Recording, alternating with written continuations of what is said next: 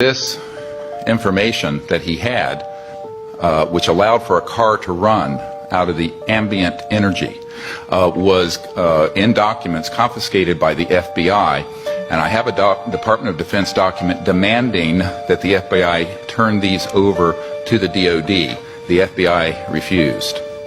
At any rate, science continues because the laws of the universe are in fact universal, and they can be discovered here or around Alpha Centauri or any place else in the cosmos. By 1928 and 29, T. Townsend Brown, as well as the Kowalski-Frost experiment in physics in Germany, had determined that VHV, very high voltage systems, done in a certain resonant field could result in so-called electromagnetic-gravitic effect, the lifter effect that has been described, which you see in UFOs.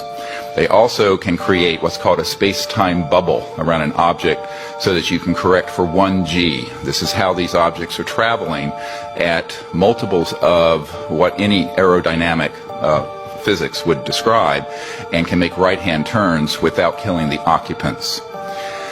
Around this same time, there was, in the 1940s and the late 1930s, a number of UFO sightings. This included the so-called Foo Fighters. Yes, it's a famous rock group. However, the Foo Fighters took their name from the reports of these objects seen in the theater of World War II that were flying around our aircraft. We thought it was a secret weapon of the Nazis. The Nazis thought it was a secret weapon of ours. There was Jimmy Doolittle, the famous general. His nephew is a dear friend of mine, and he has testified that General Doolittle was sent by FDR over to the European theater in World War II, investigated the Foo Fighters, and came back and told Roosevelt, and I quote, "They are interplanetary vehicles." So by then, there began a classified program, and which was augmented further by events, as mentioned, in 1941, and then, of course, the famous Roswell event. Those events led to, as Philip Corso describes, a reverse engineering program. As you all know from the famous Wilbur Smith document of 1951 from Canada, it talks about that flying saucers exist, but there's a high-level team headed up by Dr. Vannevar Bush that is studying the, quote, modus operandi of these vehicles. These were the most brilliant scientists, Edward Teller, Oppenheimer, and others, Herman Oberth, amongst others, who were in this team studying how extraterrestrial vehicles move. In October of 1954, a key date I want the committee to remember, we have actionable intelligence from someone who has worked in the National Security Agency and it's been in the vault. All of this went deep black because they figured out at that point gravity control. So since 1954, October of that year, we have not needed rockets, jets, internal combustion engines, and surface roadways between cities. I say this with authority that this is the case. Eventually, these breakthroughs in human discovery were complemented by the study of the extraterrestrial material that were retrieved from these events. And contrary to most people's thoughts, the Roswell event was actually a downing of an extraterrestrial vehicle by an electromagnetic system that was hidden in a radar dome that was switched on. And this is in an FBI document that I can provide for the committee and is on the flash drive given to the Congress. The result ultimately was that there were trans-dimensional physics that began to be studied that deal with the nexus between electromagnetism, energy generation, anti-gravity, and consciousness. And we have discovered that there is a nexus and that, in fact, there are electromagnetic systems that have been developed that can interface directly with what we call coherent thought, the same way that you can interface with a system with lasers, which is coherent light, where you sync up all the wavelengths. Ultimately, these breakthroughs were paralleled with amazing developments in the biological sciences and the experimentation with cloning. And this began many years earlier than was reported from Dolly the sheep in Scotland. This goes a little beyond, I think, what this committee wants to look into. However, you need to understand that the technologies that we have, and we were discussing, are not theoretical. We have actionable intelligence that any committee in Congress or executive action can find regarding current operations. And I just want to go through a list of them very quickly, of these facilities and corporations for which we have witnesses who can be subpoenaed by the committees of the Congress.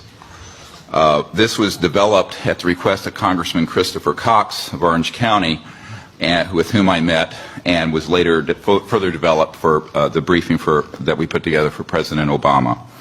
These facilities are the Edwards Air Force Base and subsections where at the dry lake bed where the Lockheed Skunk Works operations, Haystack Butte, China Lakes, George Air Force Base, and the closed Norton Air Force Base, where an anti-gravity device, so-called alien reproduction vehicle, for which we have the schematics, was seen by Frank Carlucci and others on our witness team. Tabletop Mountain and Blackjack Control. The aerospace facilities there are the Northrop Anthill Facility, Tejon Ranch, the McDonnell Douglas Llano Plant, Lockheed Martin Helendale Plant, and the Phillips Lab. At the Nellis Air Force Facility, so-called Area 51, no one calls it that. There's S4 and S12, Pahut Mesa, Groom Lake, and a number of sub-facilities. The most important facility is in Utah, near Provo, the Dugway Proving Grounds, all of which is underground, and the airspace above it is classified. There are no roads into this facility. The New Mexico facilities include Los Alamos National Labs with underground connectors to the so-called Dulce area where the biological work is being done, and Kirtland Air Force Base. And the complex there includes Sandia National Laboratories, Phillips Labs, Manzano Mountain Weapons Storage Facility, Coyote Canyon, and the White Sands Complex. In Arizona, near Fort Huachuca, which is Army Intelligence Headquarters, there is a UGB underground base where one of our witnesses, who will testify, worked on 9 separate extraterrestrial vehicles that had been down through advanced electromagnetic pulse weapons, and there are several different species of extraterrestrial biologicals stored at that facility. The other facilities, and this goes on, include a special compartmented area of Cheyenne Mountain, where we have witnesses in our team who can be subpoenaed, where we have tracked extraterrestrial vehicles in our solar system that were measuring 26 miles in diameter. There are also facilities in Australia, a key one being Pine Gap, the so-called Alice Springs facility, which is mostly a U.S. Air Force facility, even though it is in Australia. I recently talked to the Deputy Prime Minister of Australia about this. Also, the Redstone Arsenal and the Marshall Space Flight Center. We have a scientist at the Redstone Arsenal who works under contract for IT&T, who have developed these transdimensional systems. He was under contract with my project to bring these energy devices out, and he was then threatened by a former CIA director and what I call the goon squad that went down there 3 years ago in March. This is just part of the information we have, and this information is on the flash drive given, then that you're all welcome to review. Thank you.